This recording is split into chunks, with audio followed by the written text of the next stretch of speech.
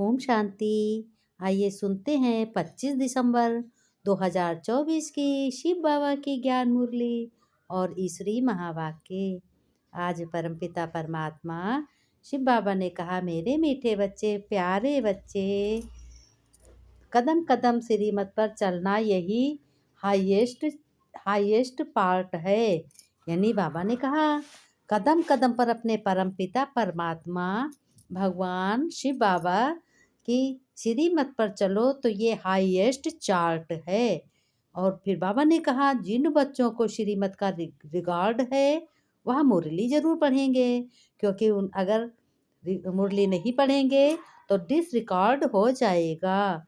बाबा ने प्रश्न में कहा, बच्चों, तुम ईश्वर के बच्चों से कौन कौन सा प्रश्न कोई भी पूछ नहीं सकता। आज बाबा देखो प्रश्न के बारे में पूछ रहे हैं, कह रहे हैं कि कौन कौन तुमसे पूछ सकता है प्रश्न, कौन नहीं पूछ सकता है। उत्तर में बाबा ने कहा, सुनो बच्चों, ध्यान से सुनो, हर एक क्वेश्चन का आंसर बहुत ही वैल्यूबल है। बाबा ने कहा, तुम बच्चों से यह कोई भी नहीं पूछ सकता कि तुम राजी खुशी हो। किसी को हक नहीं पूछने का, क्योंकि तुम कहते हो हम सदैव राजी हैं और खुश हैं।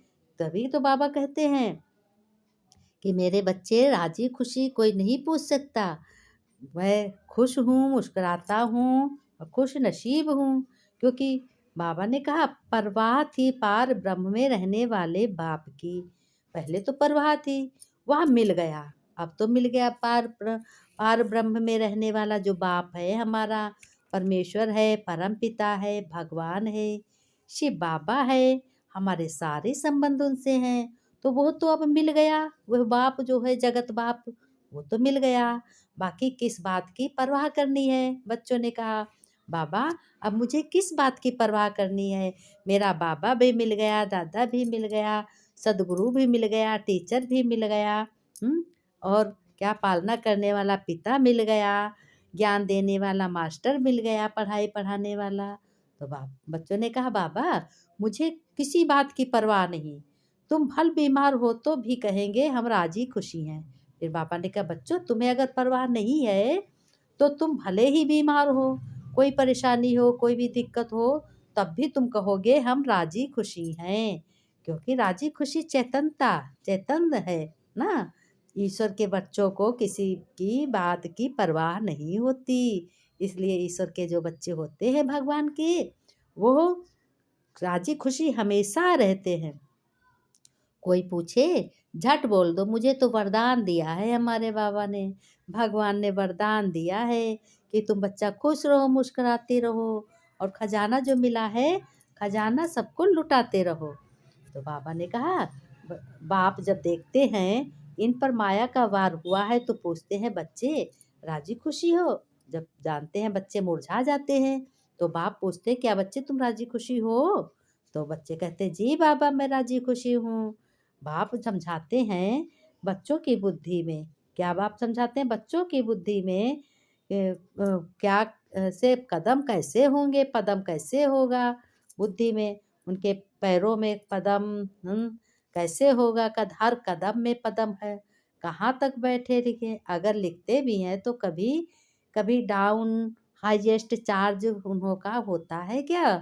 बाबा ने कहा, बच्चों जो बच्चे कदम कदम श्रीमत पर चलते हैं मेरी, कौन कह रहा है, ये भगवान शिव परम पिता परमात्मा पिता है आत्माओं का, वो कह रहे हैं अपने बच्चों से, प्यार से कह रहे हैं बच्चों, क्या जो बच्चे कदम कदम पर श्रीमत पर चलते हैं, कदम कदम पर राह लेते हैं अपने बाप से, बाप तो समझेंगे इन विचारों को लज्जा आती होगी, नहीं तो श्रीमत अमल में लानी चाहिए। बाबा कहते हैं, क्या कोई कोई बच्चों को लज्जा आती है, जो श्रीमत नहीं पर नहीं चलते हैं, उनको लज्जा आती है। तो पर बाबा ने उन लोगों के लिए कहा कि 1-2% मुश्किल लिखते हैं, श्रीमत का रिकॉर्ड इतना नहीं है बाबा।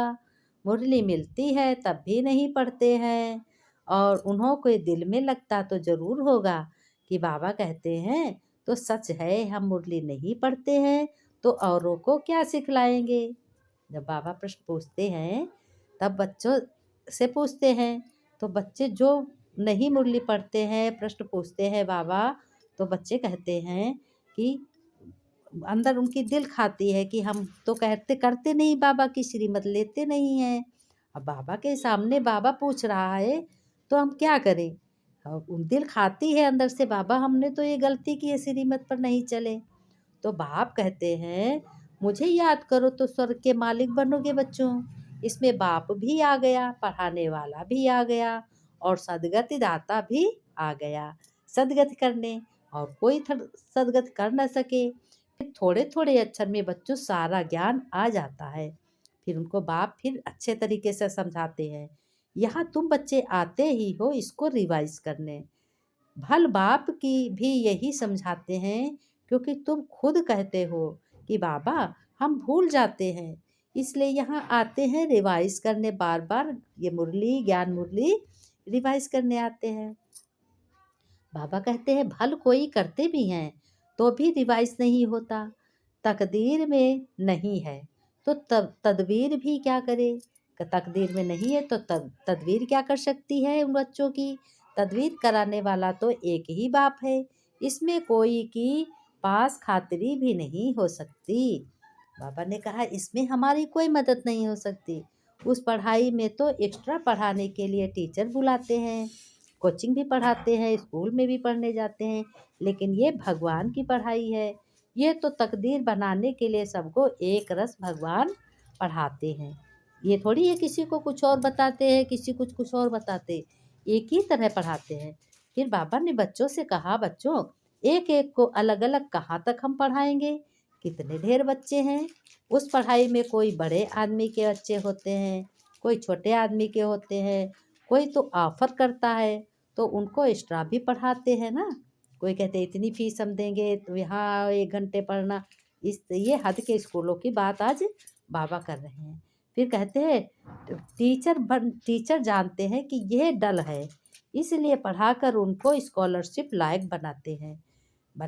फिर ये टीचर ऐसा नहीं करते हैं। कौन टीचर? भगवान जो टीचर है वो ऐसा नहीं करता है। ये तो सभी को एक जैसा पढ़ाते हैं। एक्स्ट्रा पुरुषार्थ माना टीचर कुछ कृपा करते हैं। भल ऐसे पैसे भी लेते तो नहीं है। बाबा ने कहा क्या मैं कुछ लेता हूँ बच्चों से? मैं तो सिर्फ यही लेता हूँ जो तुम्हारे पास झूठ फरेब गलत है वो मुझे दे दो। जन्म जन्मांतर यही करते रहे।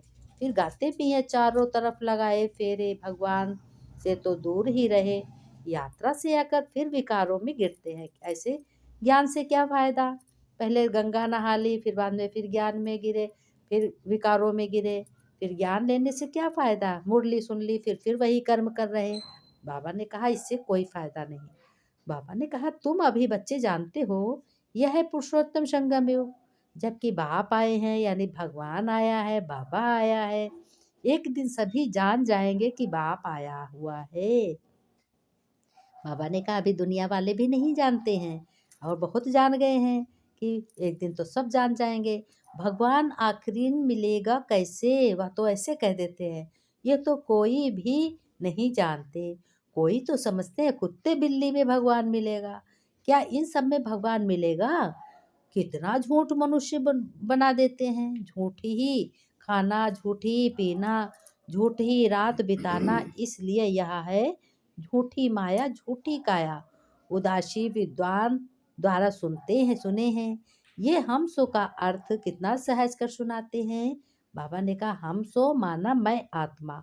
हम आत्मा ऐसे ऐसे चक्र लगाते हैं, वह तो कह देते हैं हम आत्मा सो परमात्मा, परमात्मा सो हम आत्मा एक भी नहीं।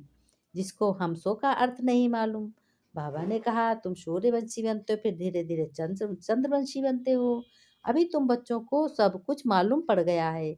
एक बाप बीज रूप को ही ज्ञान सागर कहा जाता है।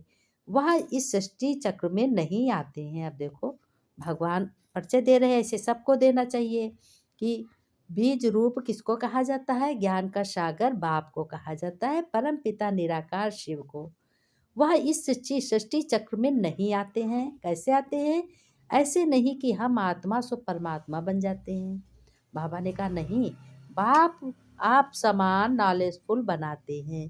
भगवान आता है तब अपने समान सभी बच्चों को पढ़ाई पढ़ा करके आप समान बनाते हैं। तो आप समान गॉड नहीं बनाते। इन बातों को अच्छी रीत समझाना चाहिए। आप समान कौन बनाता है? ब्रह्मा बनाता है, और गॉड नहीं बनाते। इन बातों को अच्छी रीत समझना चाहिए, तभी बुद्धि में चक्र चल सकता है। तुम बुद्धि से समझ सकते हो कि हम सो देवता थे, हम ही सो क्या, हम ईश्वर के बच्चे हैं, हमसे क्या खुश खुरापात पूछते हो। परवाह थी पार ब्रह्म में रहने वाले बाप की, अब वह मिल गया, अब क्या परवाह है। ये हमेशा याद रहना चाहिए कि हम किसके बच्चे हैं, यह भी बुद्धि में तुमको मालूम होना चाहिए। किसके बच्चे हो बच्चों? बच्चों ने बोला परमपिता परमात्मा शिव बाबा के बच्चे हैं हम। तो कहा ये बुद्धि में रहना चाहिए। जब हम पावन बन जाएंगे फिर लड़ाई शुरू होगी। तुमसे पूछो जरूर, तुम कहेंगे हम तो सदैव राजी हैं, बीमार भी हो तो राजी हैं, बाबा की याद में तो हो तो स्वर्ग भी यहाँ जास्ती राजी हो। जबकि स्वर्ग की बादशाही देने वाला कौन है? बाप। और बाप हमको कितना लायक बनाते हैं, हम तो कौड़ी मिसल हो गए थे। बाप ने आकर ज्ञान सुनाया और कितना लायक बनाया, अपना बनाया भगवान ने। फिर कहते हैं सतयुग में सुख ही सुख है, प्रैक्टिकल में सुख तब पाएंगे जब वहाँ जाएंगे। सतयुग में क्या होगा? बाबा ने कहा, सतयुग में क्या होगा? कहते हैं अभी देखो बच्चों, क्रिश्चियन का झाड़ कितना हो गया है फाउंडेशन। देवी देवता घराना, इसलिए ब्रह्मा को ग्रेट ग्रेट ग्रैंडफादर कहा जाता है। परंतु भारतवासियों को ये बिल्कुल नहीं मालूम, वो भूल गए हैं ना कि हम परमपिता परमात्मा शिव के बच्चे हैं, शिव के ही हम बच्चे हैं। कहते हैं शिव के ही हम बच्चे हैं, डायरेक्ट बच्चे हैं। क्रिश्चियन भी समझते हैं आदि देव होकर गए हैं, जिसके यह मनुष्य वंशावली हैं। बाकी वह मानेंगे तो अपने क्राइस्ट को ही, क्राइस्ट को, बुद्ध को फादर समझते हैं। ये सब सिजरा है बच्चों। बाबा ने कहा जैसे बच्चों क्राइस्ट का यादगार क्रिश्चियन देश में है, वैसे तुम बच्चों ने यहाँ तपस्या की है, तब तुम्हारा भी यादगार यहाँ है। कहाँ है? आबू में है। फिर बाबा ने कहा मेरे मीठे मीठे सिके लदे बच्चों प्रति माता पिता बाप दादा का याद प्यार और गुड मॉर्निंग। रूहानी बच्चों की, रूहानी बाप दादा को याद प्यार, नमस्ते नमस्ते, गुड मॉर्निंग बच्चों। बच्चों ने नमस्ते की, हम रूहानी बच्चों की, रूहानी बाप दादा को याद प्यार, नमस्ते बाबा, नमस्ते, गुड मॉर्निंग बाबा, शुक्रिया बाबा, शुक्रिया, आपको, आपने पढ़ाया, मुझे ज्ञान सिखाया, त्रिनेत्री बनाया, दिव्य नेत्र दिए, इसके लिए बाबा आपको बारंबार शुक्रिया। बाबा आपका सब कुछ है, तेरा तुझको अर्पण क्या लागे मेरा बाबा, मेरा तो एक सिर्फ बाबा है। बच्चों ने आज बहुत बाबा से कहा। धारणा में बाबा ने कहा बच्चों डेड साइलेंस की सच्ची सच्ची रूहानी यात्रा तुम्हें करनी है। हम सो का मंत्र सदा याद रखना है, तब तुम क्या बनोगे? चक्रवर्ती राजा बनोगे। चक्रवर्ती राजा बनोगे। मनसा वाचा कर्मणा, बहुत शुद्ध रहना है, अंदर कोई भी गंदगी तुम्हारे में ना हो।